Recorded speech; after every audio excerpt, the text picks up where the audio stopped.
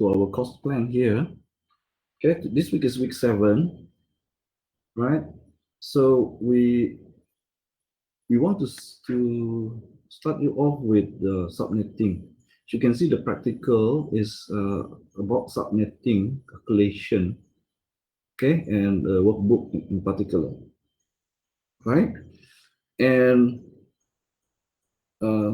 so that this week we don't have the normal practical that we're doing, which is the packet tracer. Instead, we focus on performing subnetting. Yeah, right. So let me just go to the workbook in question. So if you look under your practical folder as well, you can see this workbook. Yeah. So this workbook is a workbook for you where you will practice on subnetting, yeah, IP address, and there are IP addressing questions inside here, and also subnetting questions. All right. So under the IP version 4 IP addressing section within our lecture, we have been introduced to the classes, address space, subnet mask, right? So here some examples of also some question related to binary to decimal conversion, right? Now this one, I'm not in particular that you guys have to do this part, right? This binary to decimal conversion, right? But if you want to do it, you can do it in your own free time. For this one, this is just exercises converting, right? This exercise may be useful to you for your other coursework where you do the binary decimal binary conversion, right? But since I mean you do know how to do this part, but for the purpose of our FCN, we don't expect you to show the working or how to convert. Okay, as I said before. All right, but you do need to know. But I will focus more on this. Okay, identifying the address based on the address list, class A, class B, or class C, right? And this one, once you know what's the class, you know what's the network and what is the host portion, right? For class A, for example, you know that we have one octet belonging to class A, and then 3 octets belong to host. So then you just circle on the your answer. All right. This next page, for example, is a question related to subnet mask, right? And ending. So you basically perform the ending, a Boolean ending between the IP address and the subnet mask to get your network address. Okay, so what you're doing here, these exercises, is manually doing what the router is doing, right? Recall that the router receives a packet and the router needs to know how to forward that packet. Okay, forwarding simply means the router needs to choose which interface apart from the inbound interface, which outbound interface the router can choose to forward the packet through. So the router will look at the destination IP address once it's de-encapsulated up at the layer 3, and then when it gets the destination IP address, it will perform a Boolean ending between the destination IP address and the subnet mask. Okay, and what's gonna the result is the network address. Okay, so this is the process here. Okay, so why we need why the router needs the network address? Because the router needs to then use the network address to find a match. Okay, match for an entry within its routing table. Okay, so what's inside its routing table is basically just a mapping between network address and interface. Okay, so after the result of the ending process, the network address is will be matched against any entries in the routing table. If it match, then that packet will be routed or forwarded to the equivalent interface. So this is what you're doing in this page. Yeah, so you can see you're given. So what you need to do is basically to convert that IP address and that subnet mask into binary, perform bit ending, and then you get back the result in binary, convert it back to decimal, and you write out your answer. Okay, right. So as you can see, if by doing this, you will basically it's practice, right? Practice, right? Okay, so using this one is you get the IP address and you get the subnet mask, write out the host address. Okay, so by knowing what is the subnet mask, you know how many portion is the host address. Okay, so here we want from these two we want to get what is the host address. Okay, for example here subnet mask is 255.255.0.0, so you know this 0.0 is the octets belonging to the host. Okay, so you know these two numbers here are actually the host address. So blanking out the network address, you get the host address. Okay, right. So here another exercise, different set. Right. So based on the IP address, you need to figure out what is the subnet mask. Again, what is the default subnet mask? Again, this address, once it's given to you, how do you know what is the subnet mask? Is by checking what class it is.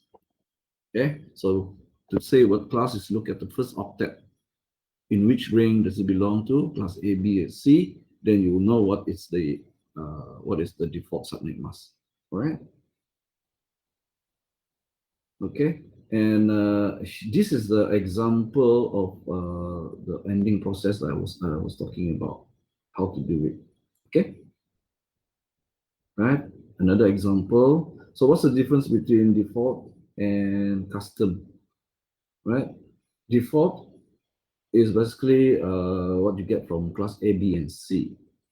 Right. And this custom subnet mask is when you already perform a subnet mask. That means it's not at the boundary, class boundary. Class boundary here means at the 8, 16, 24. All right, class A, B, and C, the subnet mask has a class boundary at 8, 16, and 24. These numbers means the network parts. Okay, so custom subnet mask is when you perform subnetting. Okay, you are borrowing bits. That means you do no longer have the boundary exactly at that 8, 16, and 24. That means you can have a range in between, right? So you will see that the subnet mask not necessarily will end with 0. Okay, so but the process of ending even with custom subnet mask is the same. You convert both IP address and the custom subnet mask into binary format, perform the Boolean ending, and then you get the result. Okay, right. So now I want to stop here because here we start to talk about subnetting, right? So because we don't want to do that, and I would prefer that you do these exercises as part of your homework, yeah, rather than here. The above exercises, please do them. So I want to instead take this time to explain the subnetting, okay?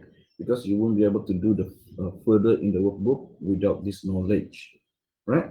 So today a little bit different. We're not going to do the packet tracer, but instead we'll do subnetting. So I want to explain subnetting to you guys first, right? I noticed, Ferry, good morning. You already joined us. All right. So before that, I will record this this lecture on the subnetting. Right.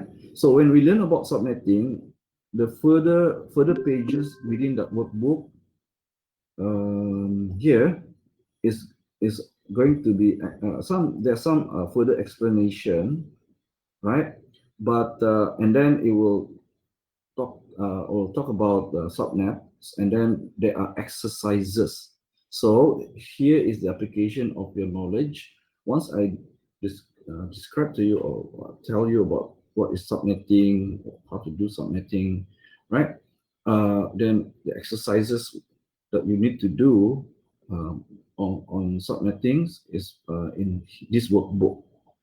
Okay. Now, uh, when we were doing this face to face, I tend to ask my students whether they want to print out.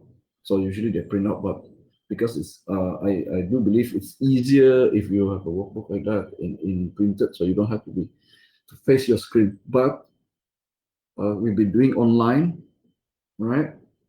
So you can do all your workbook exercises on the PDF itself, right? Okay, so all you need to do is find a software that allows you to edit a PDF, and then you can basically um, answer the questions in the PDF itself. Right, download the week 7 IP addressing subnetting workbook, and you can directly answer uh, in the workbook itself. Right, now I want to start with introducing you to subnetting. Yeah, but we actually going to cover this, right? Okay, so that means because subnetting is a way for you to segment one network into two or more subnets, basically dividing a network, right? So first of all, we find out, okay, what's the purpose of doing subnetting?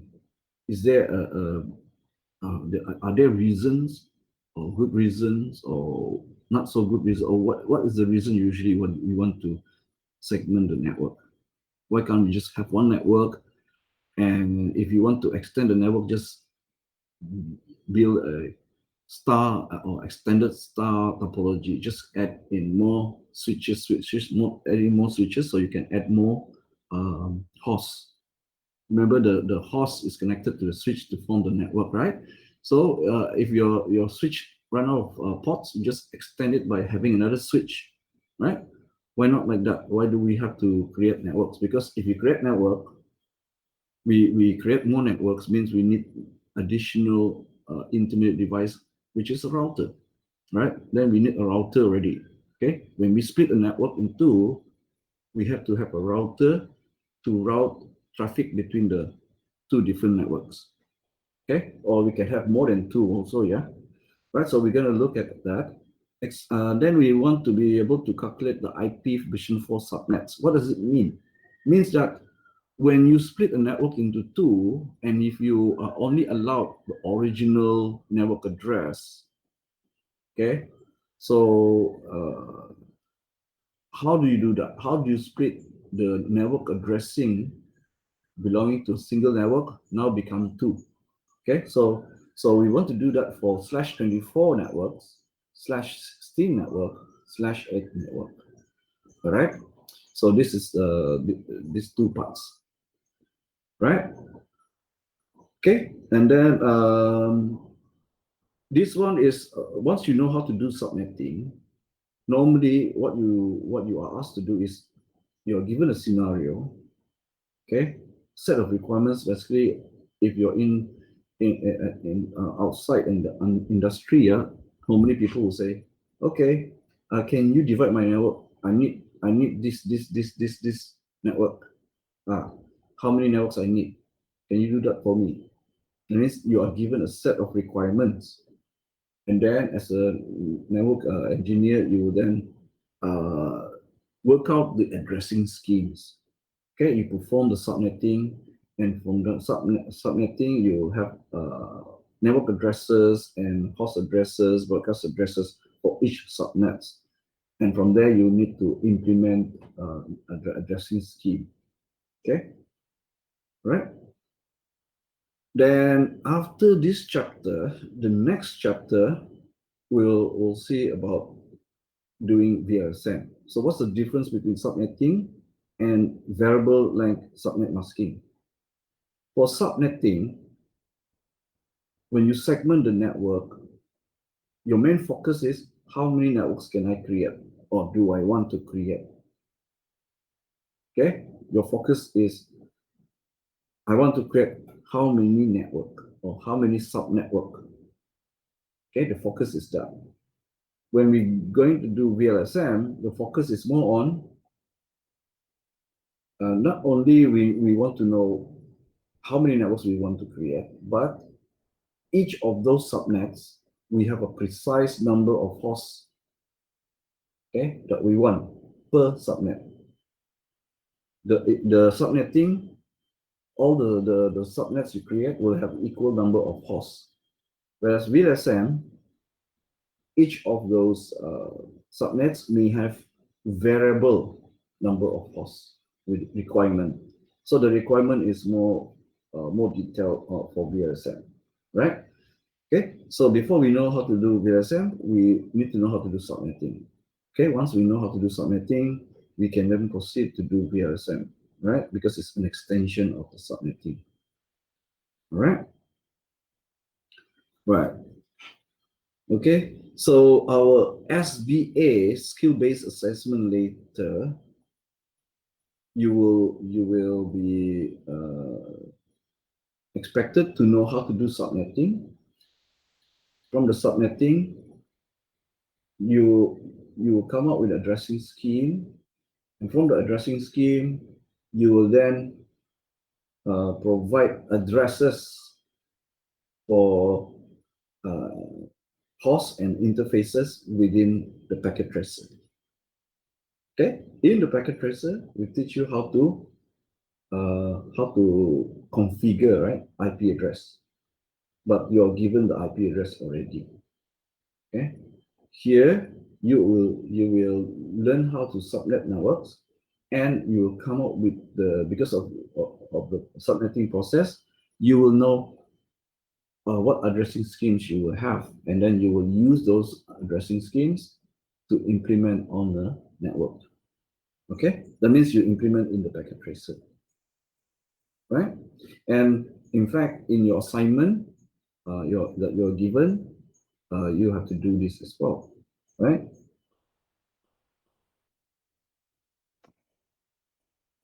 Okay, let's move on to directly to there. All right, so let's look at the motivation. Okay, whatever other reasons you have for segmenting a network or subnetting a network, this is the main motivation. So we're talking about broadcast domain. Okay, what are broadcasts? Broadcasts means one-to-all communication, right? Once a host sends a message, a broadcast message, it will be propagated to all hosts within the same local area network. Okay, we learned about this already. And here we know that at least the ARP, which is used to resolve IP address to MAC address, is one of those protocol that is that's actually needed quite often.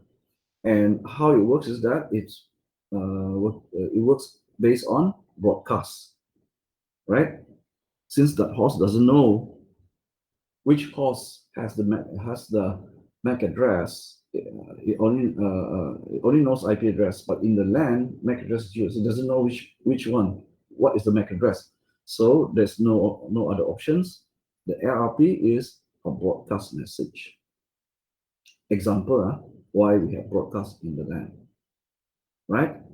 Other services are like the dynamic IP configuration used by the dynamic host configuration protocol.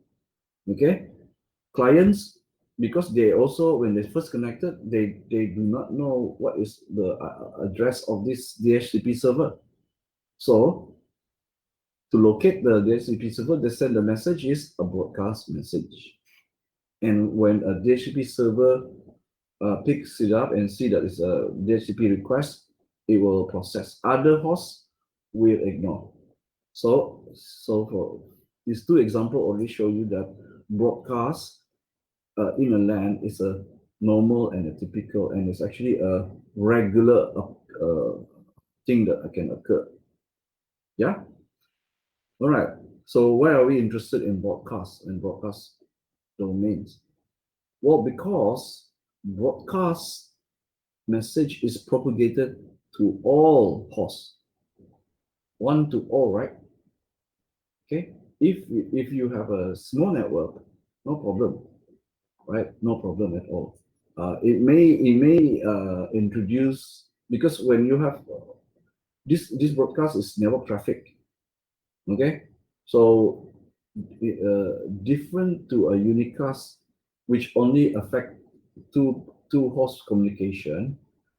This broadcast is to all hosts, means the switch will flood all interface, so it affects the whole network. So that means the network traffic is affected. Okay, the whole network is affected by this broadcast traffic, right? Not only that, when we see the multiplier effect, that is, we are assuming that only one host is doing broadcast. Okay, imagine if you have more than one, then you have double the broadcast of traffic, right?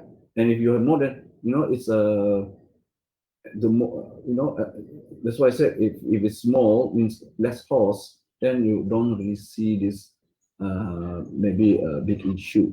But when you are scaling up your network, you can see here the switch is being extended to form extended star.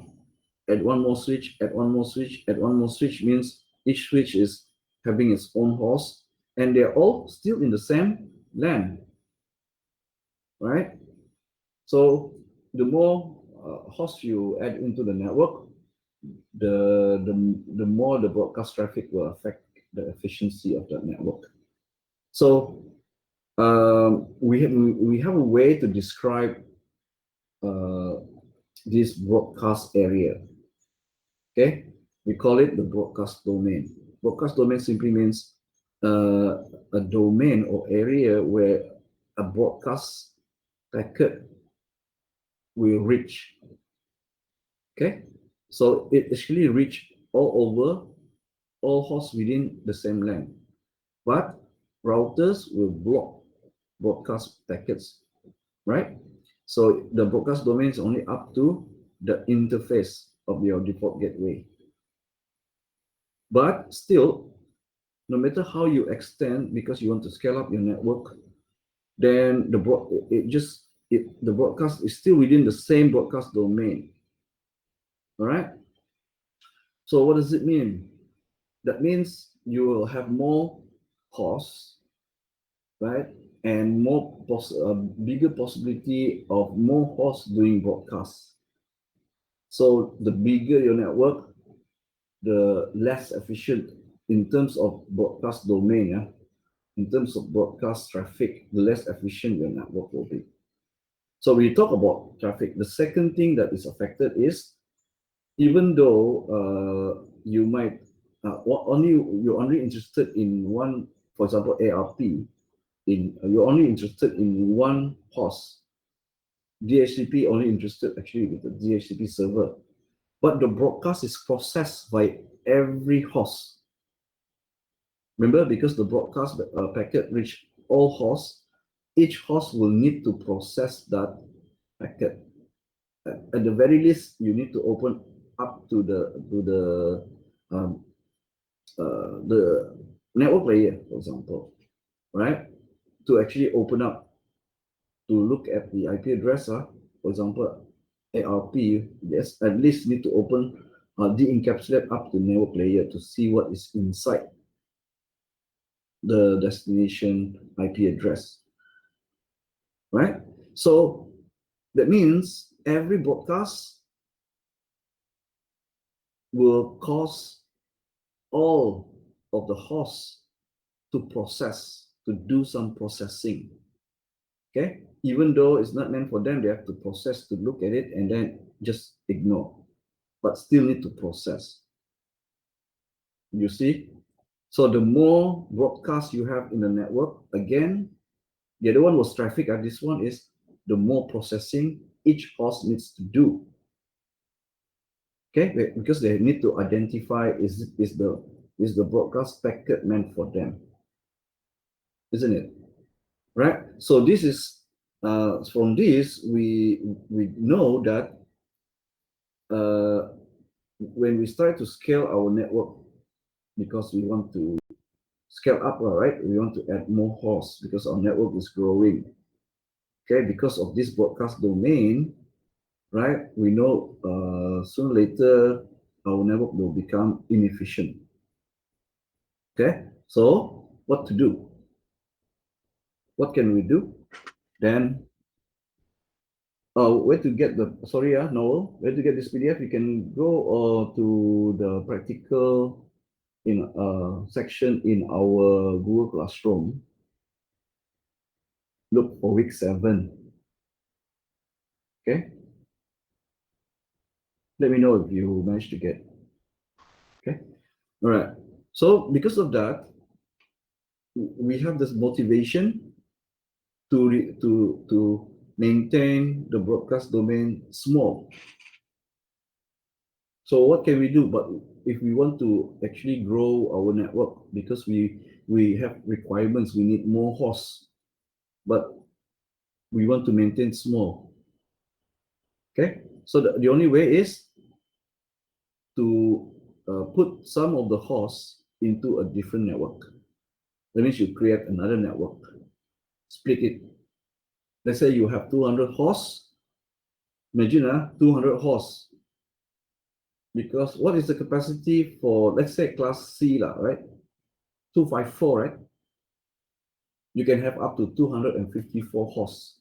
Imagine you have a fully full, maybe not even full, 200, 200 hosts. Okay? The other 4 maybe printers or whatever. 200 hosts. And imagine the broadcast domain, if we go by percentage, 10% sending broadcasts. You can see how busy that network is going to be. So maybe you can say, if that is the case, since broadcast domain is limited to a LAN, what if I create 2 LANs, split them up 200, 200? Immediately you have 2 separate broadcast domain already, right? Okay, in one network, if a broadcast will not affect the other network because the router will stop broadcast. Okay, right? So you reduce by 50% if you divide into 2, 100, 100. The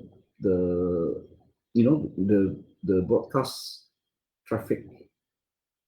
Okay, so this is the major motivation. Okay, when you want to scale up your network, right? A small network may not be too affected by the broadcast traffic, but when you grow your network, you reach capacity like 200 for the class C. What about class B? Class B have 2. Remember, class B have 2 octets, 2 power 16 minus 2 minus network and broadcast. You have potentially that many hosts. Can you imagine the broadcast traffic in that kind of broadcast domain? So we that's why we main motivation, right? Okay. You can see here the example, example about what I'm talking about. slow network operations to do significant amount of broadcast traffic, slow device operation, because even though the broadcast is not meant for a particular device, that device still must de-encapsulate up to network layer, just to see whether this packet is meant for it or not, right? Now, other reasons, because this is major reason, but there are other reasons as well. Maybe uh, in conjunction with, or maybe you're not really thinking about broadcast. Maybe you're thinking about something else. These are the something else, but maybe broadcast and there's something else. Okay, because as a network engineer, you always try to logically separate your network so that it makes sense. Okay, rather than having it all clumped together, right? It's like this. When you the reason why we have a wardrobe cabinet or wardrobe cupboard, right? Because we want to arrange our clothes. Why? If we just put everything in one big lump, it's actually it's not efficient for us, right? To get it to whatever, and then so we want to categorize. Okay, that's one example. There are many examples in our life why we want to sort things out, categorize things out, classify things out. It makes it easy, efficient, things like that.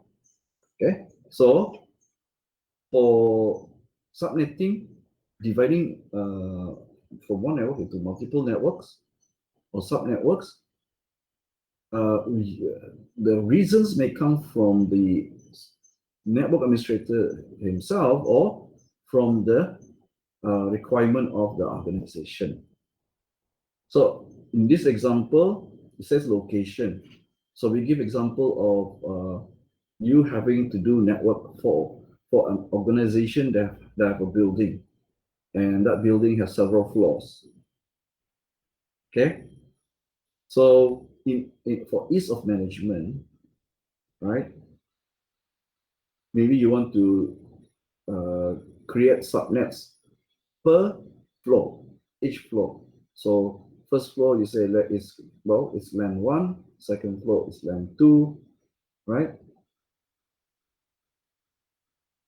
Because imagine this is a typical company who stays up on the top floor, penthouse. Think about it. Not typically executives, right? Executives. Okay, so you don't want executive network accessible by others because they usually have full access as much as possible, nearly full access to the data, to the information. Some of this information not privy to maybe counter workers. Let's say this is a bank. What about the ground floor or first floor here? American says first floor, right? First floor usually are let's say this is a bank, tellers, right? So you always start to think, I shouldn't mix the tellers LAN with the CEOs or executives LAN, right? Then where's your server? You have some kind of servers, and typically in by convention, people tend to put not at the ground floor where it's easily accessible by outside, and also by floods or whatever. So we tend to put maybe upper floors, right? So maybe in one of these floors. So again, for security reason, you don't want it to be, you don't want all group everything into one LAN. Difficult to manage in terms of security, in terms of what they want to access, what they can access, right? So maybe because usually a building, each floor has a organization usually divide floors into what kind of departments are there. It's meant to do for what. Okay, usually organization do that. Like I said before, tellers in the bank usually at the first floor, executives at the fifth floor, upper floors, right? And some middle management, and the vault maybe is, we it depends on the organization, and also you don't want it in to just clump everything into one line. So this may be the reason by location, right? Another reason, maybe the organization uh, uh, have a requirement where we want to subnet, means provide different network for different departments. Okay, so it may be by organizational unit, administration, students, human resource, accounting. Why? Again, to manage the security, which network you can allow to access what kind of services, right? Another reason, maybe you, instead of organizational unit, you're thinking about the device type. I have many servers, so I want to put all the servers within one LAN. Host, all the hosts within one LAN. So this makes sense for smaller size organization. Printers in one LAN. Again, ease of management, right? So as a network administrator, you are the one who's going to look at the requirement, look at your own requirement, look at your organization's requirement, and try to figure out this is the logical reason why you want to subnet. How many subnets you need. Okay, you have to figure that out. Sometimes you have no choice. Your your boss tell you, but maybe your boss trusts you, so say, okay, can you do network, provide network? So you have to figure out the best match, right? The best match based on the organization need.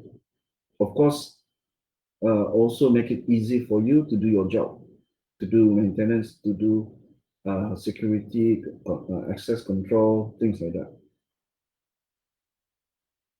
Right? If you have any questions, please let me know. Yeah. All right. So let's look back at the IP addressing, and here we want to talk about octet boundary. Okay, and here we want to talk about the octet boundary in terms of subnetting. Subnetting basically just means we want to divide network. We want to create more than one network. So the easiest way is actually traditionally, without even thinking about the current subnetting ways we do it, which is over the bit boundary, is just simply um, providing different values for the network part. Remember, this is the network part, right? Let's say this is network part for /8, /16, /24. So you have a range. If you want a different network address, simply increment the within this range. As long as you have a unique value within the network, right? So you start to increment basically from the right hand side, right hand side, right hand side. Okay. If you want different network, just increment here. Okay. This assumes that you have a range of network address that you can use. All right. Okay. Later we'll see subnetting where you don't have the luxury of having a range. You're just given one network address. So if you're given one network address, you're not allowed to use any other network address within this range. Then what can you do?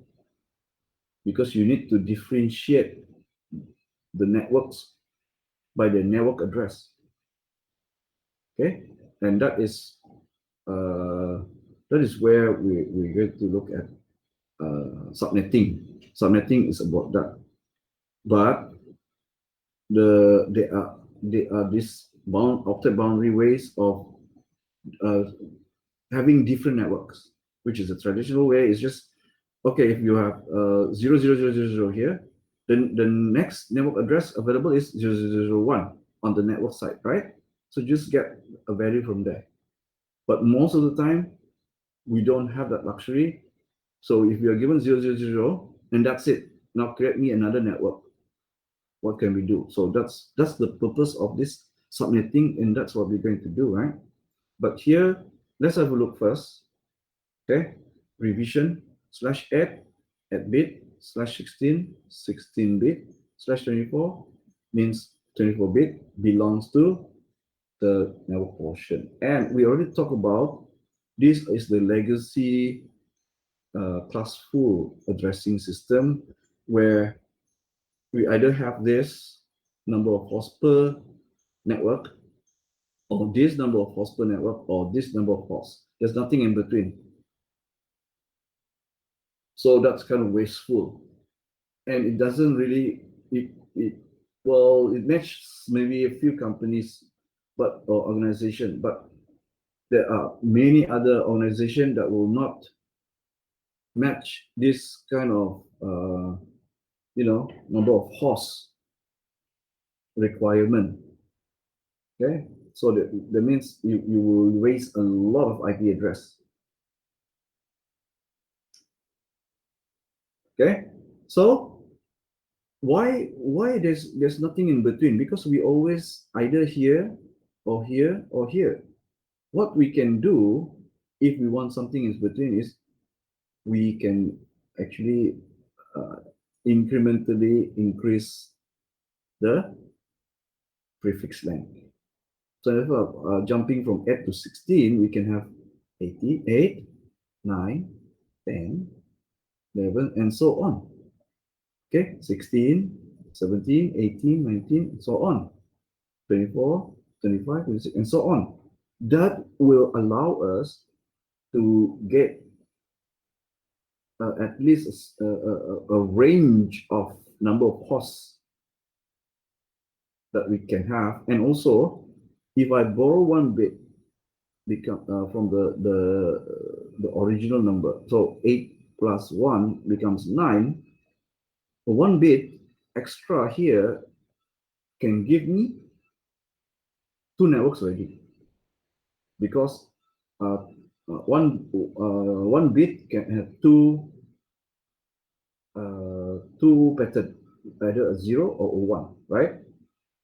So the first subnet, I can have a 0 at the back of the original network address. Okay, and the second subnet, I can have a 1, so we can differentiate, even though I am using this original network address. Okay, so if you want more networks, borrow more bit. So if I borrow 2 bits, we use this formula 2 power n. N being the bits. If I borrow 1 bit, what does it give me? 2, right? So I can get two subnets. If I borrow 2 bits, that gives me 4 subnets, because 2 bits means I can have 0, 0, 0, 1, 1, 0, 1, 1. So you'll see as you borrow bit by bit, your subnet, your network available, subnets available will be 2, 4, 8. That's the pattern. 2, 4, 8, 16, 32, 64. Okay, that's the increment you get. You argue, oh, but if I need 3, how? Like 2 cannot, 4 more by 1. Well, nothing further we can do. So you get 4. If you just need 3, the best you can have is 4, so you have 1 extra for future, right? But it's still better than having fixed boundary, whereby you don't have incremental here, you just well, here or here, you can see here we can have incremental number of subnets. Here you can also have incremental number of hosts, right? Even though not exactly, yeah, because we are dealing with factor of 2, okay? 2, 4, 8, 16, always double, right? Right. Okay. So here we're looking at subnetting on the octet boundary. Okay. We don't borrow bits. This is a traditional way, right? So if you have class B 10, 0, if you want to create another network, you need the next network address 10, 1. If you need another one, 10, 2, 10, 3, 10, 4, all the way to 10, 25. So 10 to 255. All right. If you need more, then you start with 11.0, then 11.1. This is subnetting on the octet boundary, right? And that is if you are able to use 11. If not, then you start with 10, but at least you have 1, sorry, 0, all the way to 255. So that means you can have 256 subnets, right?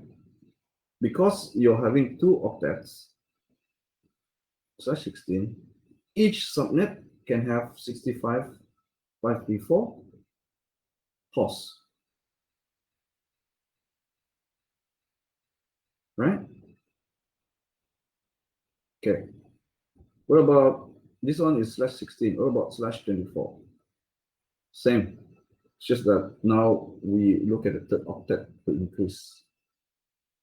Okay. After the third octet complete to 255, go to the second octet. Right?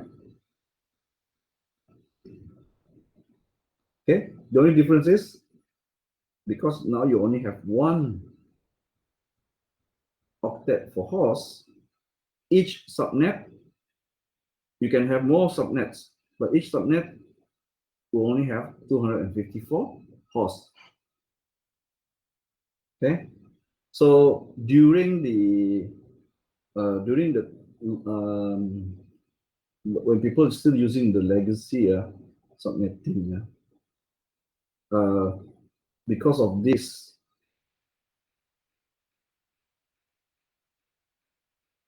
the /24 is the most popular one. We can understand why, right? How many organizations actually have 65 and a need for 65,000 hosts per subnet? And how many actually needs nearly 16 million or more than 16 million, about 17 million hosts per subnet, per network? Can you imagine the kind of broadcast traffic in a network, a single network, where it can have a capacity of 16 million? You don't even think about until 16 million, just think about 1,000, 2,000. We're not even touching this. I mean, not even touching this, we're talking about 1,000, 2,000, 65,000. How inefficient would that be?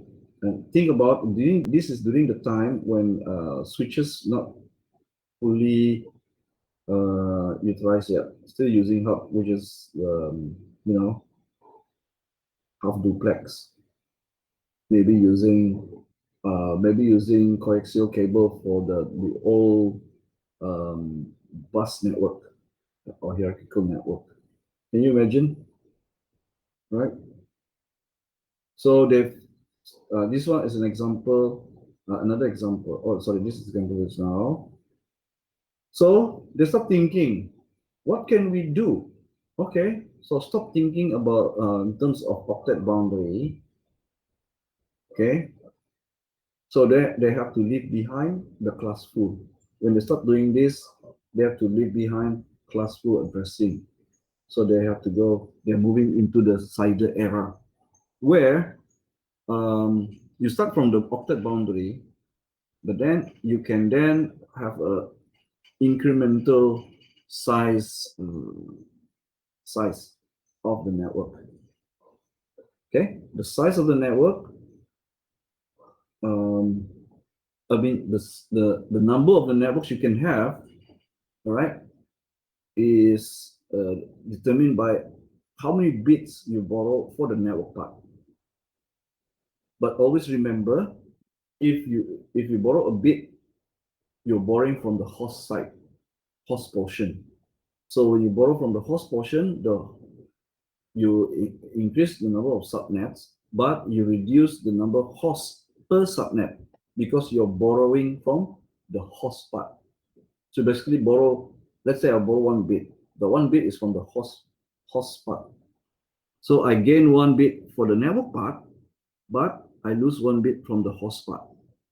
So initially, if I'm on this octet boundary for /24, I have 24 bits for the network part, 8 bits for the host part. When I borrow 1 bit, I increase the number, now becomes /25 for the network part, but I reduce the bits for the host part. Okay, so how do we calculate again? Just very simple. Just now, the basic formula is 2 power n being the bits, right? So if I borrow 1 bit, 2 power 1 is 2. For 2 bits, 2 power 2 is 4. So you see the pattern: 2, 4, 8, 16, 32, 64. And it goes the same with the host number of hosts on the host side. 2 power n as well. 2 power 7 is 126. Okay, 2 power 6 is 60. Hang on. 1 to 8 should be 1 to 8. I just write first.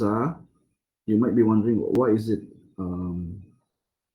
always missing 2? You remember?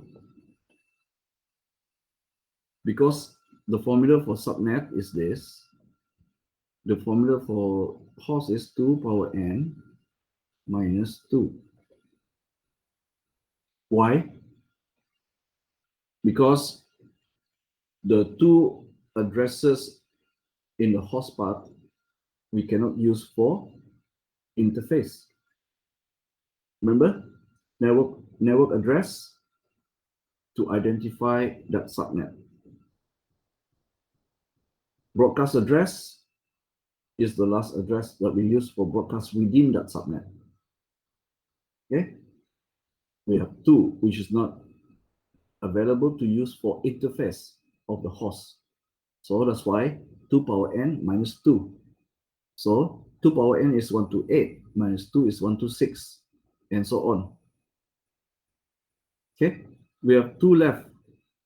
2 power 2, 4. 4 minus 2, 2. Okay, last time one of you mentioned, asked me, can we have more than 30? Can, but there's no point, because when you borrow one more, you're left with 2. 2 minus 2, no more hosts. No more host address. You only have the 2, which is network and broadcast. There's no host address. So in practical terms, /30 is the the highest you can go. Okay, 6-bit is the most you can borrow when you're at the last octet. Okay.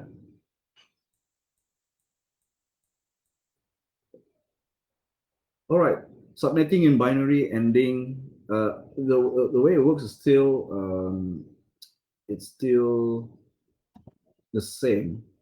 Okay, whether you use classful or classless or CIDR, still the same ending perform. convert to binary, perform the AND, and get the result. And that is the network address. Okay? Right. So let's have a look at the subnet mask. Watch this video. Now, I want to take a moment to point out that subnetting makes sense from the binary perspective. In other words, when we take the IP address and the subnet mask and convert them to binary, I have the IP address on this row here, I have the subnet mask on this row, converted to binary, that the computer and the router are able to logically AND or combine the IP address and the subnet mask and find the network address. In other words, this ANDing process is a logical process of ANDing. So a true and a true makes a true, true, true, true, false and a true makes a false. And if we do that and logically AND the IP address with the subnet mask, we get the network address. So 192.168.1.10 logically ANDed with 255.255.255.0 produces the 192.168.1.0 network. This is at the core of the IPv4 address and subnet mask and subnetting in general. What about non-classful subnet masks? We've seen that the class C subnet mask is /24. We've seen the class B subnet mask /16 and the class A subnet mask /8. But what if we use classless masks? In other words, what if we have a /25 subnet mask or a /18 subnet mask, creating a 255.255.192.0 subnet mask? Or for that matter, a /12 subnet mask, 255.240.0.0. How does that work, and how does that change the networks that are created by the combination of the IP address and the subnet mask? This is called subnetting. I'll explain it using an example scenario. Let's start with a classic Class C network like 192.168.1.0 with a /24 or 255.255.255.0 subnet mask. If we want to subnet this 192.168.1.0 network, what we need to do is go into the subnet mask in binary, which we can see on this row right here. And what we do is, to change the subnet mask, we borrow bits from the host portion of the address. This is done from left to right. So I could take this first 0 here on the left and change it to a 1. And now I've effectively changed the subnet mask from /24 to /25. In other words, if I convert this back to decimal, it's now 255.255.255.128. This completely changes the nature of the network. We now have a /25 subnet mask, and we only have 7 host bits. So starting from a /24, we now have borrowed 1 bit from the host portion. We call this 1 bit a subnet bit. If we look at it from the perspective that we started with /24, we've added 1 bit. So we could say that subnet bits, we now have 1 bit or 2 to the first power, creating 2 subnetworks. Host bits, we have 7 zeros now. So host bits are 2 to the 7th power, or 128, minus 2 for the network address and the broadcast address, leaving us with a total number of possible hosts on the subnets of 126. So by borrowing 1 bit from the host portion of the address, we create 2 subnetworks, each subnetwork with 126 hosts. The subnetworks are the 192.168.1.0/25 subnetwork and the 192.168.1.128 subnetwork /25. We can prove that this is the case using logical ANDing to prove how the router or computer would take an IP address with this particular /25 subnet mask and derive the resulting network address. In other words, let's put in a host address. I'll put in the host address here, and I'll say, let's put in the address 68.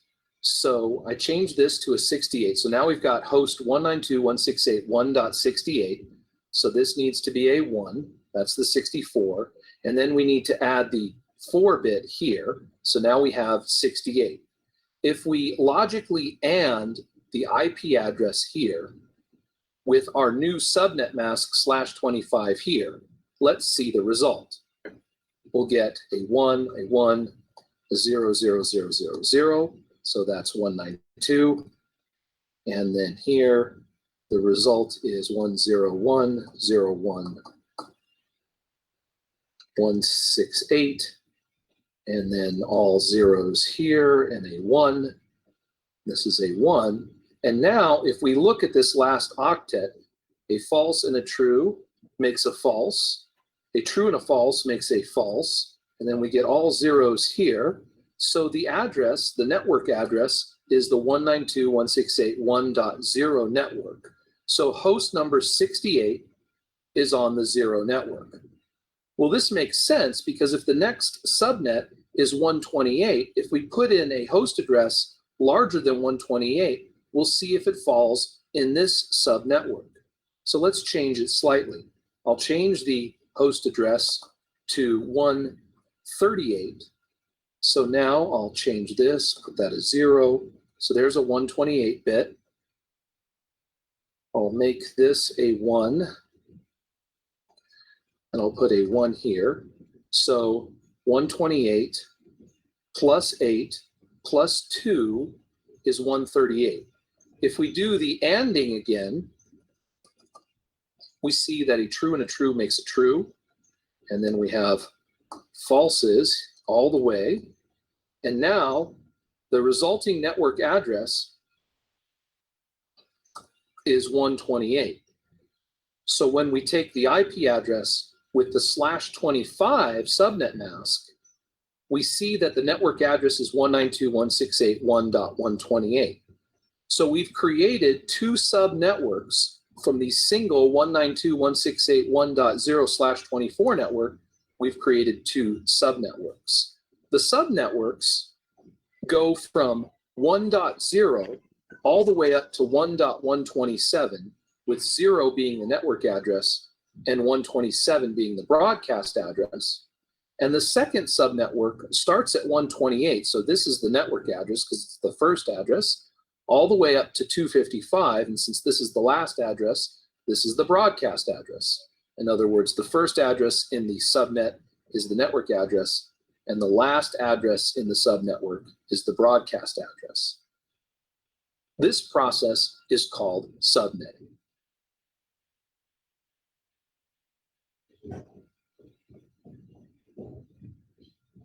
All right, so I hope that was clear because it's the same explanation I think that I've given. All right, so that means when we're doing subnetting, we're actually in the CIDR mode already, the classless. There is no more class because now we don't base on the octet boundary anymore. Remember, octet boundary is .8.16.24. Okay, since we want more flexibility, we have to leave behind classful. Okay, now it becomes legacy, not being used anymore. So we are using the classless CIDR, right? Whereby we can now perform the, what do you call this? We can now borrow bits, okay, from the host portion to create networks at the more than the boundary. That means at incremental step. So how many bits you need to borrow, it depends on your requirement. How many networks do you need, right? So if you need, if your requirement falls within 2, so you borrow 1. If your requirements falls within 4, you borrow 2. Falls within 8, borrow 3 bits. Okay, so this is what we call the subnetting, right? How many bits you borrow? Again, I repeat, how many bits you borrow will create how many subnets. But remember, because you're borrowing from the host bits, your number of hosts per subnet is reduced because the host part already lost the bits that is borrowed by the network part, right? All right. Okay, so this one is using the so-called magic number to calculate subnets. So magic number is simply the place value of the last one in the subnet mask. So if you are borrowing 1 bit, your magic number is 1. Borrow 2 bits, your magic number is the last one of the bits you borrow. Okay, and so on. You borrow 3 bits, the magic number is the 3rd bit that you borrow. Okay. So when you look at the one here, based on conversion, this is 1 to 8, this is 64, this is 32. Okay, so it's a 1, 2, 4, 8, 16, 32. And 1, 2, 4, 8, 16, 32, 64, and 1 to 8. Right? Right, let's look at subnetting with the magic number. This video focuses on subnetting and how to find your subnetworks easily and quickly using the magic number trick. Let's say we're subnetting a 192.168.1.0 network /24. I have the IP address and subnet mask in decimal here, and I have them listed in binary here, the network portion of the subnet mask and the host portion of the subnet mask. To subnet this network, what I can do is I can borrow 1 bit from the host portion of the subnet mask, and now I have 1 subnet bit. This changes the subnet mask from /24 to /25. If I borrow 1 bit from the host portion, I have 1 bit, or 2 to the first power, makes 2 possible subnetworks. The subnetworks I've created are the 192.168.1.0 subnet and the 192.168.1.128 subnet, both /25. The hosts on each network are 126 usable hosts. We have 7 zeros here, and 2 to the 7th power is 128, minus 2 makes 126 usable hosts per subnet. If I decide to borrow 2 subnetwork bits from the host portion of the original 192.168.1.0/24 network, I now have /26. I've borrowed 2 bits, so now I have 2 to the 2nd power of subnet bits, so I have effectively 4 subnetworks.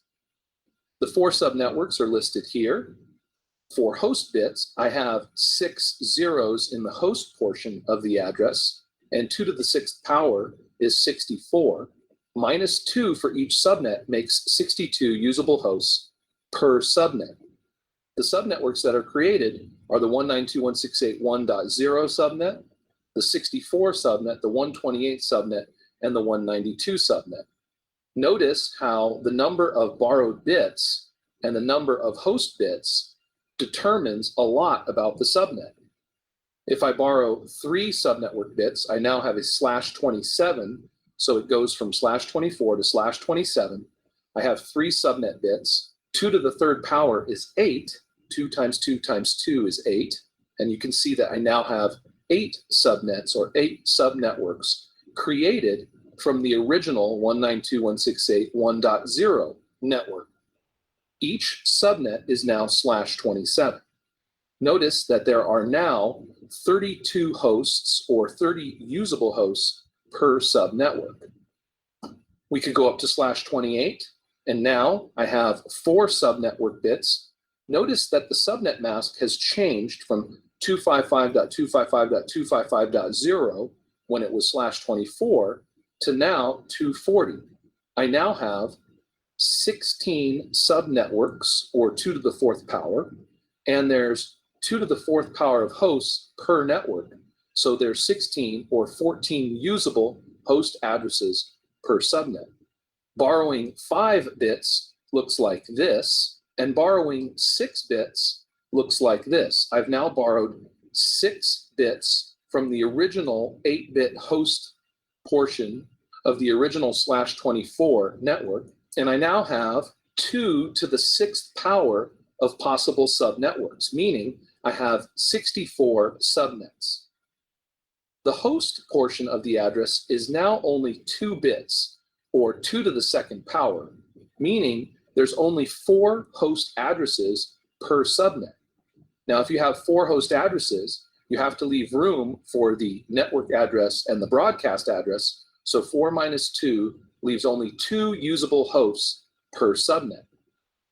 You cannot go higher than a /30 subnet mask. Otherwise, you'll not have enough room for usable host addresses. In other words, we can't borrow any more bits from the host portion, or we won't have enough addresses for hosts. You might be asking yourself how I was able to discern the different subnetworks from the subnet mask or subnet bits that were borrowed. There are many different ways to derive the subnetworks from the subnet mask, but my favorite is the magic number technique. The magic number is simply the place value of the last one in the subnet mask. So in this situation, we have a /25 subnet mask. We have 25 ones, and the last one is the one here all the way on the right, highlighted in red. This one, if we look at it according to this octet, is in the 128th place. If we think about the place values of 8 bits, this is the 128th place. So the magic number in this situation is 128. The magic number tells us where to find the networks. It tells us that the networks will go up by 128. So in this case, the first network, which is always 0, so 192.168.1.0/25, and from there, the networks go up by 128, so the next network is 192.168.1.128. Let's see how this works, borrowing 2 bits from the host portion. Now I have borrowed 2 bits from the host portion of the subnet mask. The magic number is now the last binary one, which in this case is in the 64's place. So the magic number is 64. The magic number tells us how to find our networks and lets us know that the networks will be going up in increments of 64. So for instance, the first subnet is always 0, so 192.168.1.0/26. The next subnet is 64. 64 plus 64 is 128, and 128 plus 64 is 192. You can see how the subnets are going up by 64. There's only 4 subnets because we've borrowed 2 subnet bits. Also, we can go no higher than 192 because 64 plus 192 is 256, and that's too large a number. Let's see how it works with 3 bits. With 3 bits, we now have a /25, 26, 27 subnet mask, /27 subnet mask, in decimal 255.255.255.224. The last one in the subnet mask is our magic number. In this case, it's in the 32's place in the binary conversion table. So the magic number is 32. If we look at the networks, we'll see that they go up by 32. The first network being 0, 192.168.1.0/27, then the 32 subnet /27, 64, 96, 128, 160, 192, and 224. The subnets go up in increments of 32. Following the magic number. Now that we see the pattern and how the last borrowed bit affects the location of the subnetworks, let's try it with a /28 subnet mask. Now I have the 192.168.1.0/24 network. I want to subnet it, changing it to /28. /28 means I borrow 4 bits in the subnet mask. So I now have 28 ones counted from left to right. 255, 255, 255, 240 subnet mask. 128 plus 64 plus 32 plus 16 is 240. The last one is in the 16's place. This is the 128's place, the 64's place, the 32's place, the 16's place. So the magic number is 16. We'll see that the networks go up by 16. The first network is always 0, so 192.168.1.0/28. I'll copy this and paste it, and the next network will be the 16 network. Why? Because the magic number is 16, because the last one is in the place value of 16. The next network will be 32. And the following network will be 48. And after 48, 64, and so on and so forth. The networks will go up by 16. In each network, we have the host bits, 4 bits for hosts, which is also 2 to the 4th power of 16. So the network will go from 0 up to 15, with 0 being the subnetwork address or network address, and 15 being the broadcast address, and the next subnet is the 16 subnetwork. Now let's try creating /29 subnets. We can see that that involves borrowing 5 bits from the host portion of the subnet mask, and that the last one is in the 8th place. So the magic number is 8. The networks will go up in increments of 8. So starting from 0, we'll have the 8 network and the 16 network and the 24 network, and so on and so forth, all subnets being /29. For the /30, we see that the last one is in the 4's place, and that the networks will go up by 4. So similarly, the networks will go up in increments of 4. So the first network is the 0 network, then the 4 subnetwork, then the 8 subnetwork. Each subnetwork will have 4 host addresses, in this case 0 to 3. 0 will be the network address, 3 the broadcast address, and the addresses between 1 and 2 will be the usable host addresses. Only 2 usable host addresses in a /30 subnetted network. You might ask yourself, will this technique, the magic number technique of looking at the place value of the last one in the subnet mask, work in other subnetted octets? In other words, if we're starting from a class B /16 network address or a /8 class A network address, would this technique work? And it does. For instance, if we take a 172.16.0.0 network /16, you can see in this scenario, I've subnetted it to a /23 subnet mask.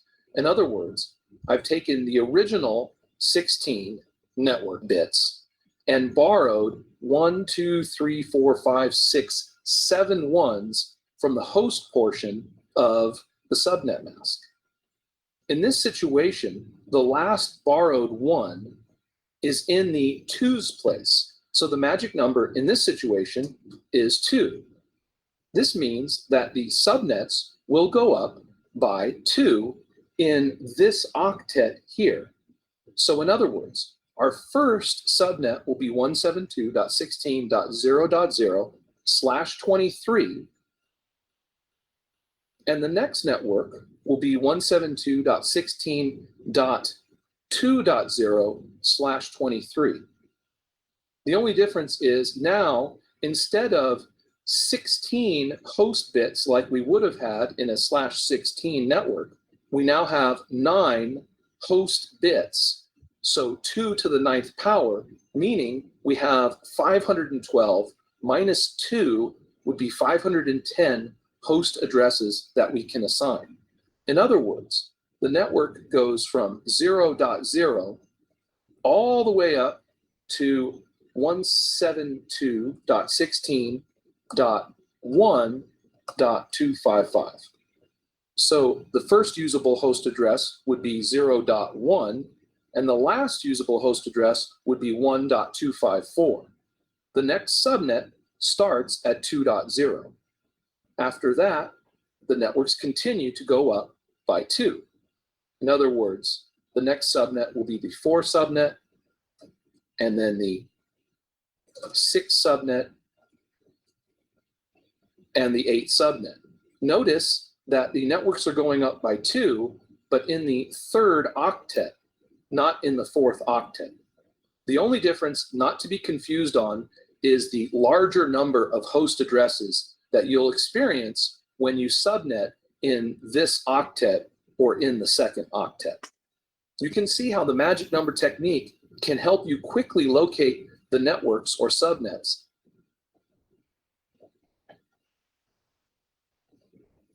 This video, folks. All right. So, and before we proceed, any question about the previous video?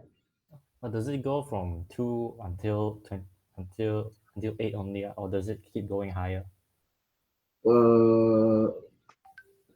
It goes all the way up until the maximum. So 256. yeah. Or 1 to 8. Yeah. So that means when you borrow that many bits, you still do the 2 power how many becomes a subnetwork. So just now he borrowed how many bits? I think 7, right? So he actually calculated 2 power 7, right? 2 power 7. So within that /16 plus 7/23 network subnet, okay, you have 2 to the power 7 subnets you can create. Okay, because you borrow 7, right? So the formula still works same. Okay, so based on that network address, that when you create that subnet, you borrow 7. So 2 powers how many subnets you can create is 2 power 7. So you can keep going to until you reach the maximum of 2 power 7. Yeah. Does that answer your question? The maximum, how do you know when to stop is when you reach the maximum, you calculate using the formula 2 power n. So if you borrow 7 bits, even at the when you start with class B /16, right? You borrow 7 bits, you become /23. How do you know how many subnets you will create is using the same formula 2 power n. So you borrow 7 bits, so 2 power 7. So /23 also it doesn't matter. You can still use the formula 2 power 7 because you borrow 7 bits. So you keep on going. If you want to create you want to see all the subnets available, is until you create how many subnets you create is up to 2 power 7. There's a lot. It's a lot you can create. All right, is it okay?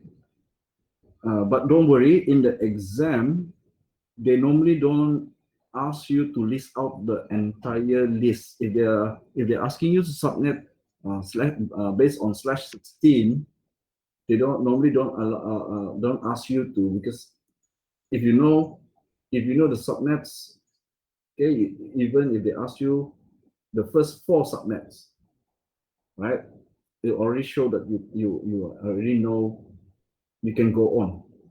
Yeah. So during the exam, they normally don't ask you to list out the whole list. What they will normally do is, okay, do your subnet, can you show the first 4 subnet? Okay, something like that. Is that okay? Does that answer your question? But of course, if you want to know, then just use the formula 2 power n. So if you use 25, the number of subnet will be 2 power 7. because so there will be 128 subnet. Yes. Is that yeah? Okay. So you will keep on listing until that many. If you want to list all, that's why I said during exam, normally the question they know this, so they won't ask you to list out until then. Okay. So normally, but you still need to know the procedure because, or else you don't know. Even ask you about like maybe you ask to list out the first 4 subnets of a /23. Okay, based on /16. Okay, you're asked to give /23. So it's enough for them to ask you, can you give me the first 4 subnets, right? And then you can deliver that. It's okay, because it's a bit too much to go to list all the way to 1 to 7. All right. But how to get to 1 to 7? That's the formula. Any other questions? Robert, Noel, and Farah?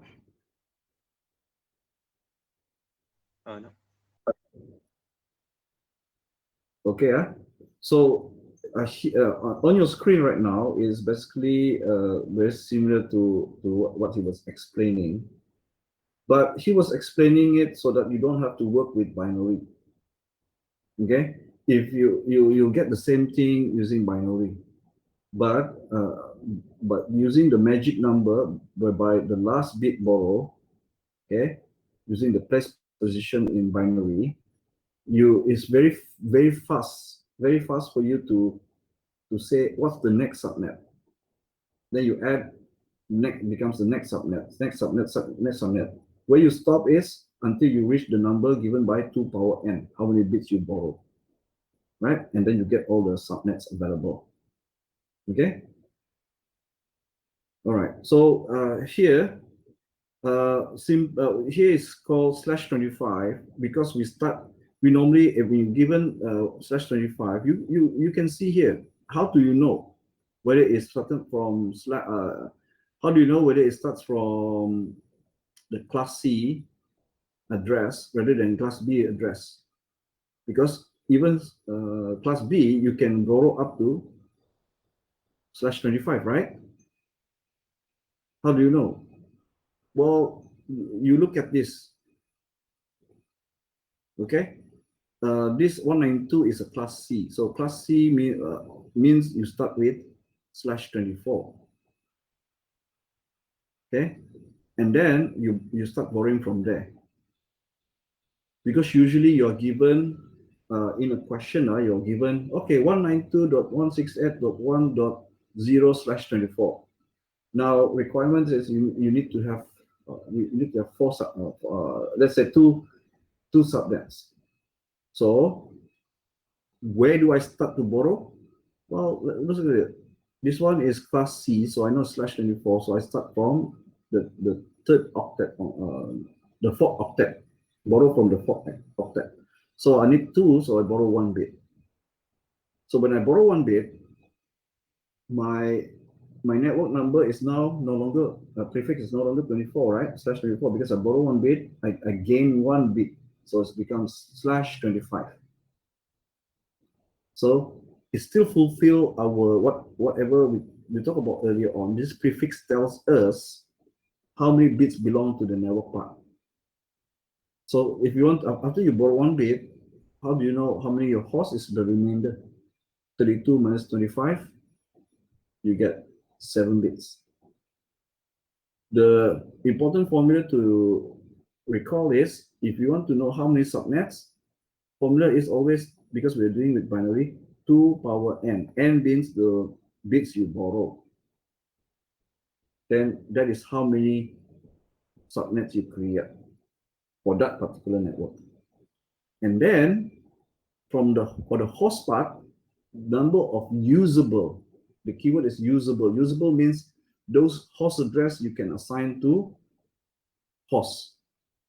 Okay, meaning to say that means you need to minus the two unassignable host address, which is the network, the first address, and the broadcast last address. So your range of usable is between the second, okay, the second host address and the second last, okay, the one before the broadcast and the one after the network address. So to know how many hosts per subnet, 2 power n minus 2. Sorry. Okay.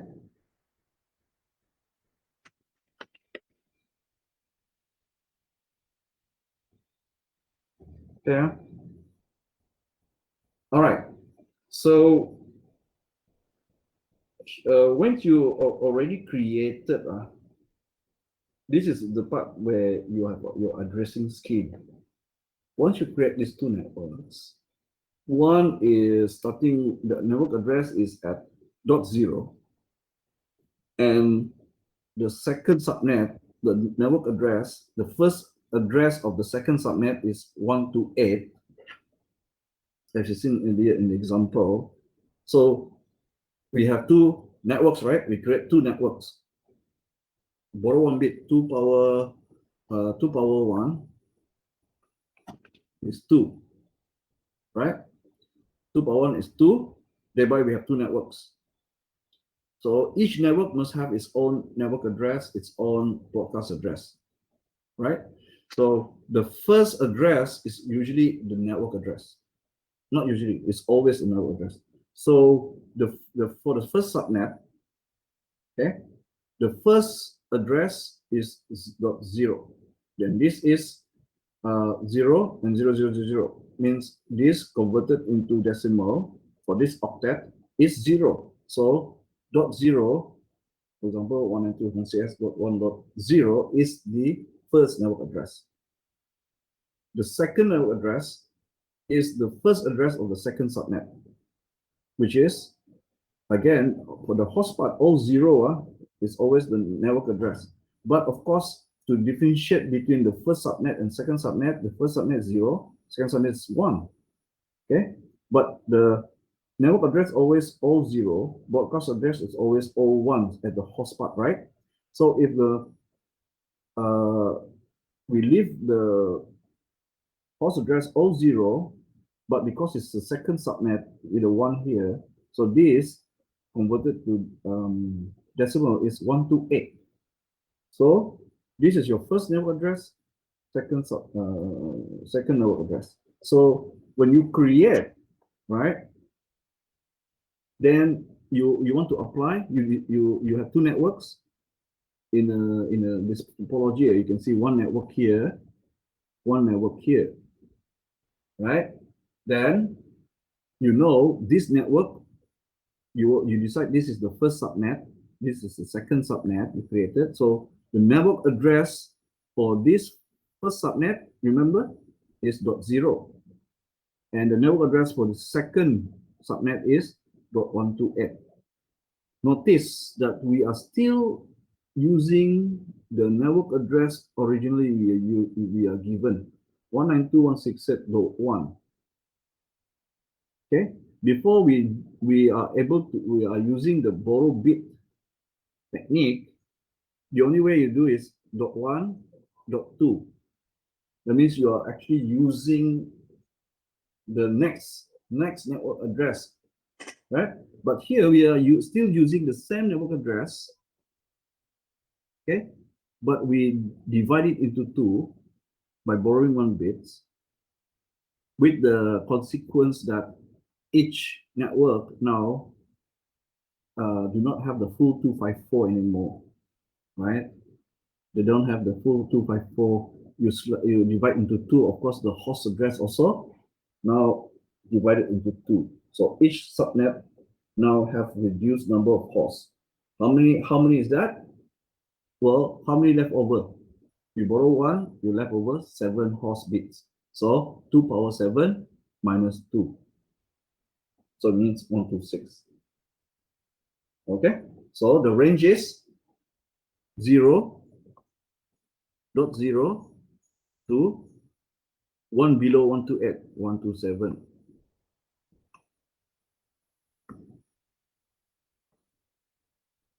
So here,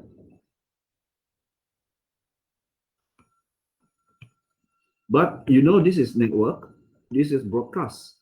So the real range is the usable host is 1 to 126. So you have this range for the first subnet, 1 to 126, the host address to use, right? So then as a network administrator, you decide, right?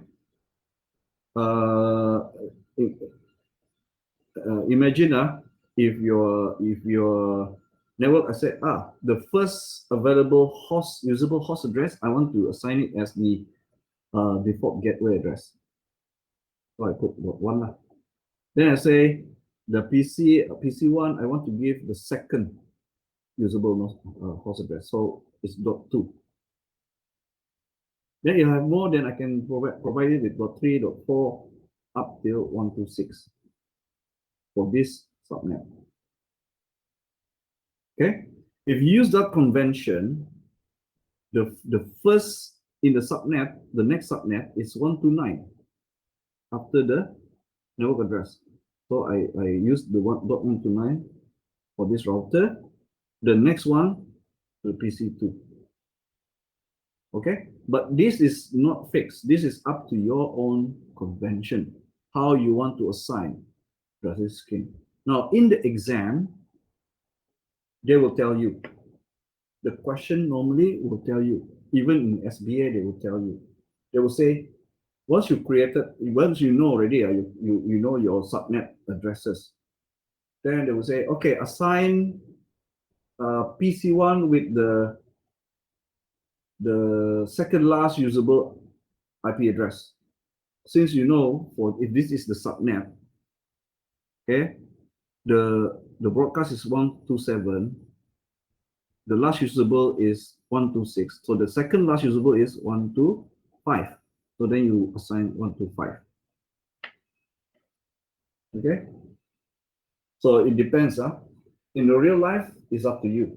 You are the network engineer. But in the exam will, just to make sure you know, they will give you this kind of question. Maybe assign the first usable address as a default gateway address. Then you need to know what is the first usable address for this subnet. Then you assign that address.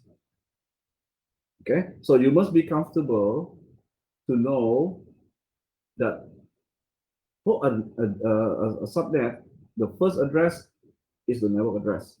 The last address is the broadcast. Okay, and the first usable host address is the one right after the network address. And the last usable host address is the one directly previous to the broadcast address.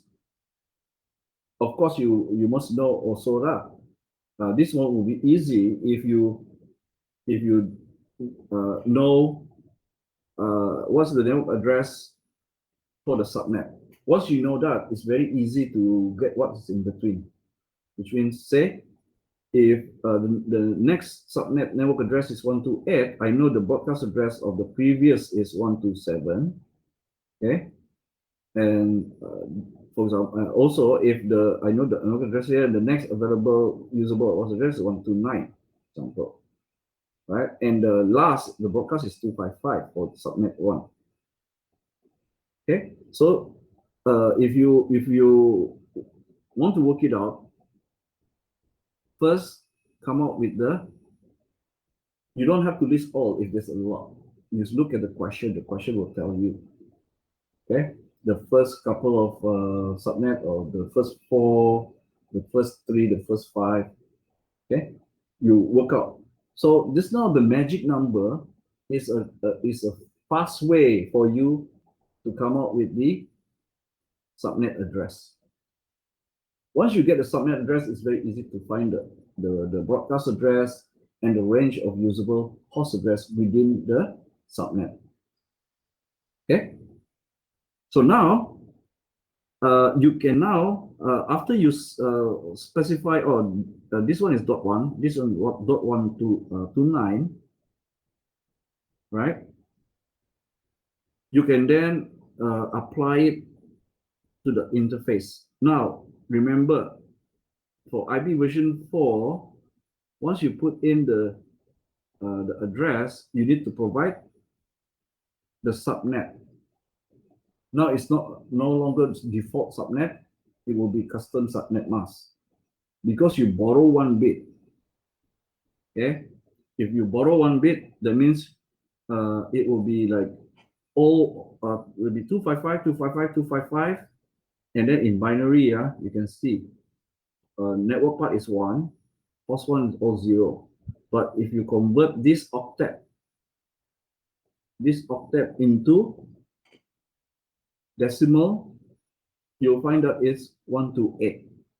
So it's going to be 255, 255, 255, 1 to 8. And the second subnet also, the subnet mask is 255, 255, 255, 1 to 8. All right. Any question on that? So here is where you complete the, yeah, sorry, go ahead. Ask your question. No. Is it Noel? You got a question? No question. Oh, okay. Right. Okay. So I was saying that this is how you configure. I think we've done this already before. Configure the addresses for the interface. Right. Here is an example how you configure the host like PC. Right. PC. Yeah. Okay. IP address, subnet mask, and gateway. So for example, this one, right? 130. Okay, so you know subnet mask is 225.255.128, and you know for this network, the gateway address is this interface to the router, so 129. Okay, so why we show this? Because that's the steps. That's the step you need to do. Okay, you have a network address. Based on that network address, find out what class it is. Okay, then what is the requirement? How many subnets you need to create?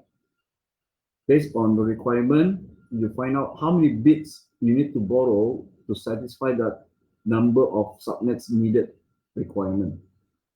Once you get that, the easiest way as before, find the magic number, which is the last borrowed bit position. Okay, then you can then create your subnets. Once you have the subnet addresses, then you can assign this subnet address for which network, which LAN you want. Okay.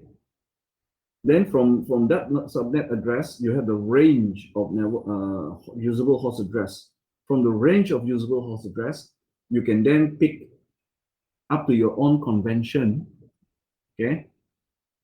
You pick address provided to the interface on the router, the default gateway address assigned to each of the hosts that you have within that subnet, right? And then once you assign all this, then we verify connectivity. Then we test, right? Okay, I understand these are the steps if you are a network engineer. Of course, all this needs to be, I'm talking about in the reality. Okay, you have to document all this as part of your network documentation, right? I don't have to say that, it's for your own good, and for the person who's going to, if you go on holiday, someone's going to replace you, they need to know. So it's easier, rather than tell them, you have to provide the documentation. And I think it is a requirement for any IT department. Okay, if you're doing it for a client, you might have many clients, then it's good to have all this documentation because you can't remember, right? Right? So what is the convention? Convention is the best practice, the one easier for you. So usually the convention is for the default, you always use what? For the default router address. And then for printers, what range are you going to reserve for printers? What range are you going to reserve for if you have a server in the subnet? And then you can also up to your own requirement, which PCs is inside which row, which PCs inside which PCs you know it's different situation, different requirements. Then you assign a range. If you have a DHCP server, which range will be the pool that the DHCP server can use to assign dynamic. Again, these are all you have to realize your own situation and look at it as a best practice. What is the best range to, rather than simply what do we call this? Simply assigning randomly. If you don't have a system, you don't have a convention you follow, you'll find that your job is a nightmare to maintain addressing. But if you have a system and you use it as convention, you can then apply it across your network. Systematic. It's easy. It's easier for you. Okay. All right. Video demonstration creating two equal size subnets. I think this one is borrow one bit and creating two subnets. You are a network administrator and you're tasked with creating two equal-sized subnets from the network address 19. Okay, guys, I think I've explained this part already. So it's just going to explain again what I'm explaining already. So I will leave this and let you guys. Is it okay if you guys look at this video on your own? Okay. All right. The company split into more PC too. Sorry, Kelvin. The company. When there's more PC, they also split equally also. Oh. Yeah. For subnetting, when you create subnets, both have equal number of usable host address available. So you don't. That's why I said is you don't focus on how many hosts per subnet required. It's fixed, right? If you want the variable number of hosts available per subnet, that is a topic of VLSM that we're going to cover after subnet. In the next chapter, when you see variable length subnet mask, that is the one that where we do care. Okay, if the company do care about or you care about this subnet, I require this many address. This subnet different number of address because different number of hosts, different number of computers I have. Then we are looking at VLSM. For subnetting, basically, if you have extra, then you have extra for future scale, upgrading. It means you can then purchase more computers later on. It's okay. If you don't, if your number of computers actually less than the number of address that you have, you just treat it as future needs. Okay. So answer your question, Kelvin. Yeah. Yeah. Here we just focus on how many subnets do I need, like that. Okay. Later the requirement will be more the VLSM part. There, I care about how many subnets and how many hosts per subnet. Because sometimes like a cake, you cut, you want to be fair, cut equally, then everybody happy. But sometimes it depends on the people. For a small kid, they cannot eat so big portion, so they might have smaller portion, different needs. For an adult, they can eat bigger portion. So you give so small, they might not enough. So you give bigger portion. So VLSM basically you can cut the cake according to the person, how much the person wants the cake, piece of cake. But for subnetting, this is just cut equally sized and then you give. Doesn't matter as long as of course fulfill the requirement lah. Cannot be less than what required. Okay, but will not be num fit. Okay, so if you're thinking about, yes, it's still wasting. Yes, you're right. It's still wasting addresses because I may not need 128, but I get 128 addresses. Okay. The VLSM, the topic later on, that is when we actually do care and we try to save as many addresses as possible, right? One example I gave earlier on was that what if you have two routers connected via serial cable? You only need two interface address, isn't it? So if I assign it with a 128 hosts minus 2, 126, so that means if I use 2 hosts and then no more hosts, right? Then I wasted to 124 hosts.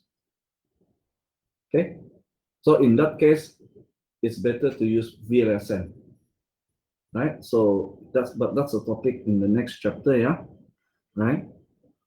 Right. So this is the formula that I was showing you. 2 power n. The n bits is the bits borrowed. If you want to find out how many subnets I can create, if I borrow, how many bits? How many is represented by n?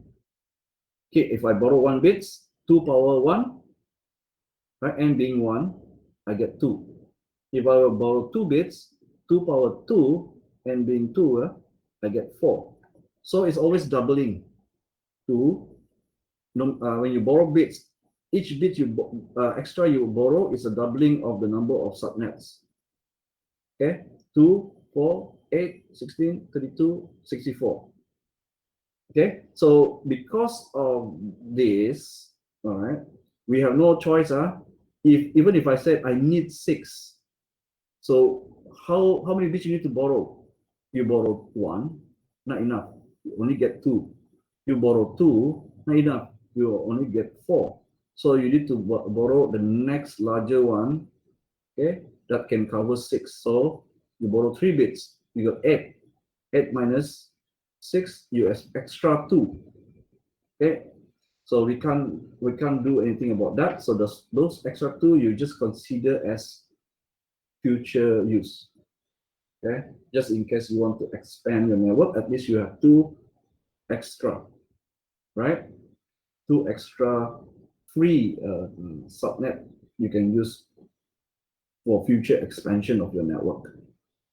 All right. Okay. So just now was the network portion. Now we look at the host portion. Remember, we are borrowing bits. It doesn't come from thin air. It's actually you're actually borrowing from the host part. So if you borrow 1 bit, you increase the number of subnets you can create from 1 to 2 because you borrow 1 bit. But because the 1 bit comes from the host, originally at bit now becomes 7 bits. So you know when you reduce the number of bits, the number of possible host address will reduce as well. So the formula is still the same, 2 power n, n being the number of bits remaining. But now we include this minus 2. Why minus 2? We only minus 2, but usually we do minus 2 because we are interested in the usable host address. Usable host address means addresses that we can actually assign to your host, like the router interface as a default gateway address, or the PC, the tablet, or the end devices. 2 being the network address. Network address to identify your subnet. So you cannot use it to identify hosts. So that's 1. That's 1 you have to minus. Okay, the last address in your subnet is the broadcast address, and also you need the broadcast address for things like ARP, DHCP, right? So again, broadcast address cannot be assigned to host. So there's two address. So since those two address cannot be used as a usable, it's not usable host address, right? So you minus 2. Okay, and the value you got from this are the number of host address that you can use for your host, right? Okay, so here is an example where we want to create 4 subnets. To create 4 subnets, we need to borrow how many? Now I want to show you. I think it's the perfect time to show you the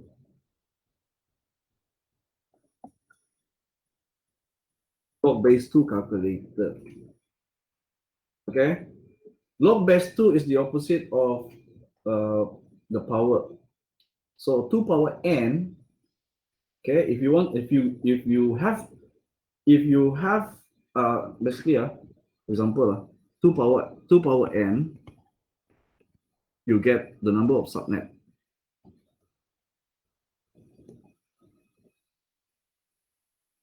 Sorry for that. What if you don't know what is n, but you know subnet, right? So let's say I want 4 subnets. So I use the log base 2 calculator. It will give me the n, right? 2. Okay. So of course, when we're dealing with small numbers, it's easier to just you just do 2 times 2 4. Okay, 2. And within class C, still easy to how to say this, easy to calculate. But when you are dealing with class B and A, it gets bigger, right? Right. So what if I need 50 subnet? How many bits should I borrow? So about 5.6, so about 6 bits. Right? So what if I need 500? Then it can give you approximate n, right?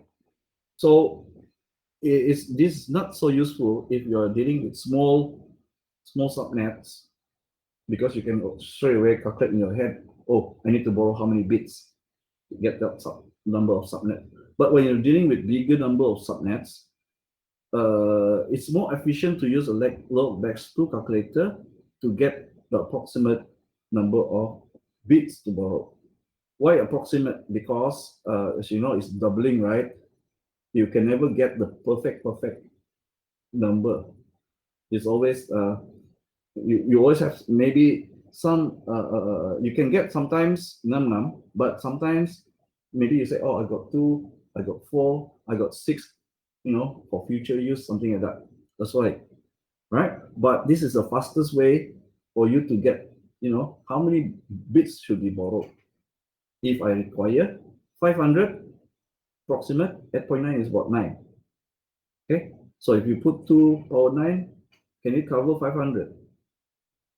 Okay, it should be, because it's the opposite, right? Right. So that's just a tip for you. So here, creating 4 subnets, this one is still easy to figure out.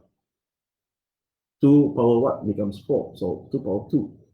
So I borrow 2 bits. The n is 2.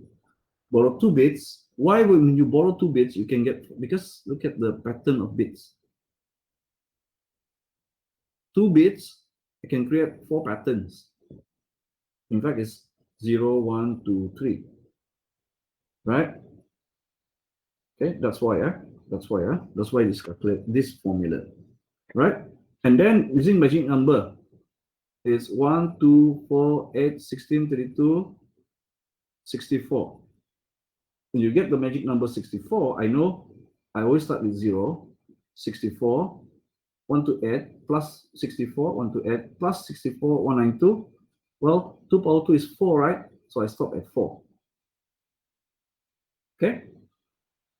Then to create the subnet mask, I know, well, here is all one, so 255, but I borrow 2 bits. The 2 bits now belong to network part, so both are ones, and the remaining bits for the host all 0. But converting to decimal, I include all of this 11000000, and that is 192. So my custom subnet mask for this subnets is this 255.255.192. All right. Okay, and here is an example implementation. Okay, example implementation. But how many is the how many hosts can we create? 64 minus 2, right? Usable hosts. So 62. This is an example of what I said as which is going to be a waste. In this situation, this network, this is a network, but with only 2 address requirement. So 62 minus 2, we have 60 extra address in this network, which is never going to be used. Okay, and again, and so this, as I said earlier on, will be the perfect candidate to do VLSN on. Okay, instead of subnetting, right? But for now, we'll stick with subnets. Okay, we know we're wasting, but it's okay. We learn about subnetting first.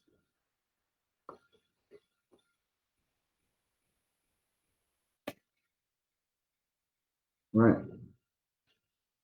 Okay, so here is when you expand each of the subnet you create here, we know that the first address is the network address in that subnet. Okay, and the last address, for all ones here, is the broadcast address, and the range of usable is between the two. Same here. Same here. You can notice the pattern: 0, 1s, 0, 1s, 0 being network, 1s being at the network at the host part, 1s being broadcast. But when you convert the octet into decimal, that's where you get all these values. Right? Okay, then this is an example of the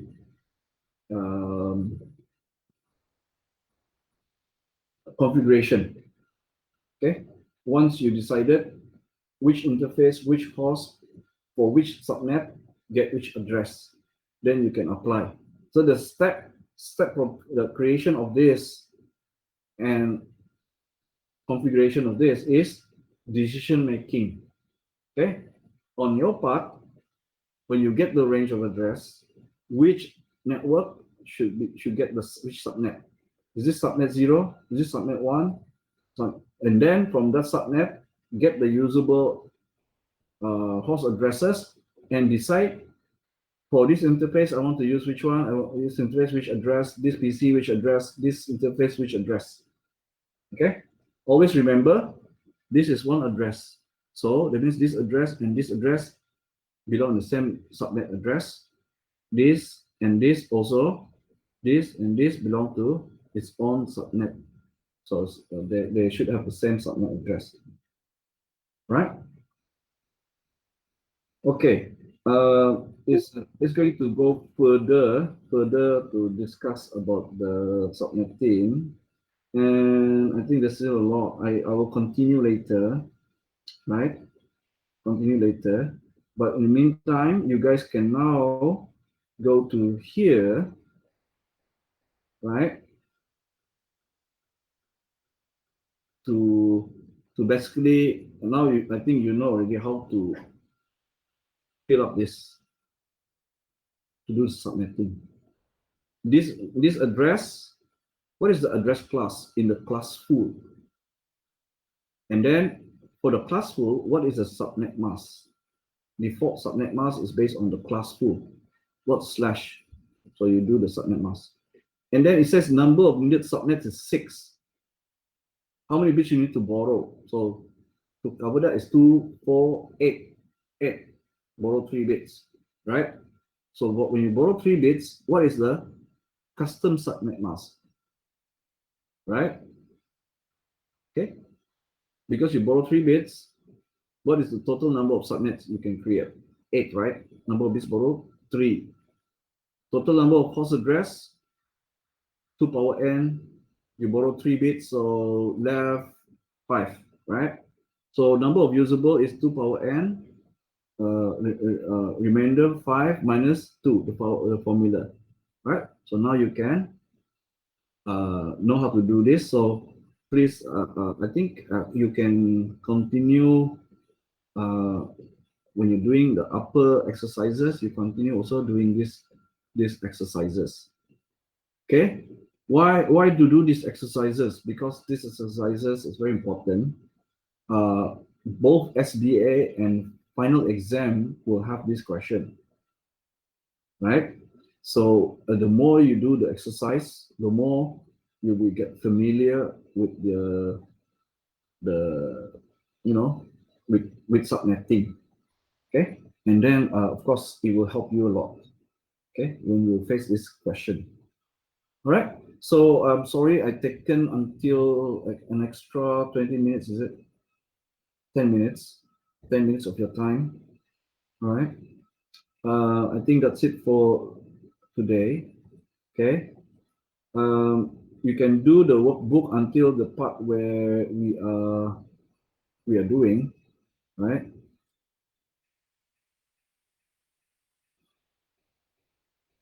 Stop recording first. Right? Any question?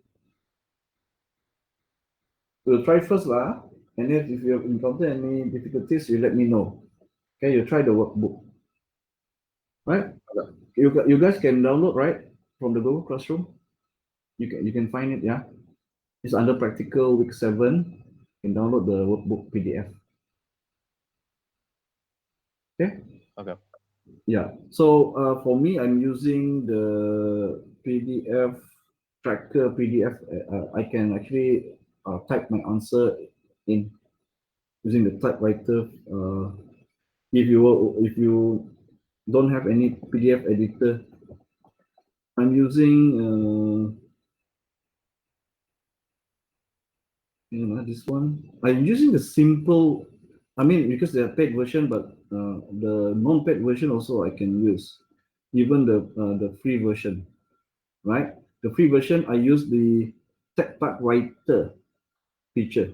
Using the typewriter feature, it allows me to edit the PDF, so you can type your answer there. Okay. I think if you want to use free form inking, you can use Zodo. Zodo, you can find the Windows store, right? Is free. You can this one allows inking. So if you have some kind of pen, ink pen, stylus or whatever, you can directly write on the workbook. So whichever you prefer to use, Zodo. So let me share my screen. Sorry, I forgot I disabled my screen. Right. So this. Okay. So tracker PDF.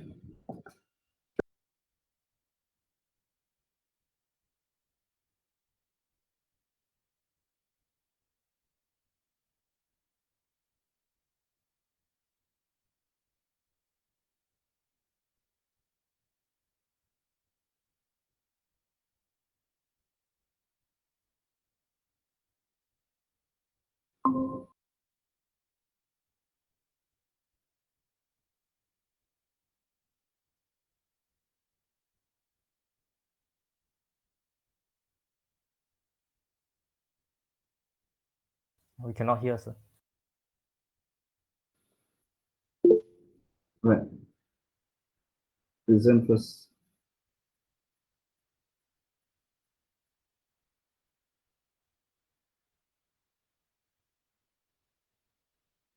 Okay, so this is tracker software.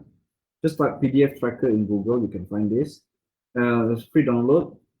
Here you can see there the typewriter option. Okay, that allows you to type your answer. And the other one is Zodo. In the store, you can find Zodo for Windows. This allows annotation. That means you can use inking, right? Okay, so whichever you want to use, whether you want to use Zodo or Tracker. Tracker allows, I'm not sure whether inking is allowed. Very difficult lah, but it allows you to type the typewriter. Because why? Because most PDF editor, even actually this one, if you want to edit it, they want you to pay the premium version, the premium version. This one, at least you can use a typewriter, you can place and then you can type, right? That one free. And then Zodo allows you to use the ink, also free, right? Okay. But if you, I think better use what now, so you can submit online. Okay. All right, guys. Thank you very much for this morning. Okay. All right. Okay, bye. Okay. Thank you, sir. Thank you.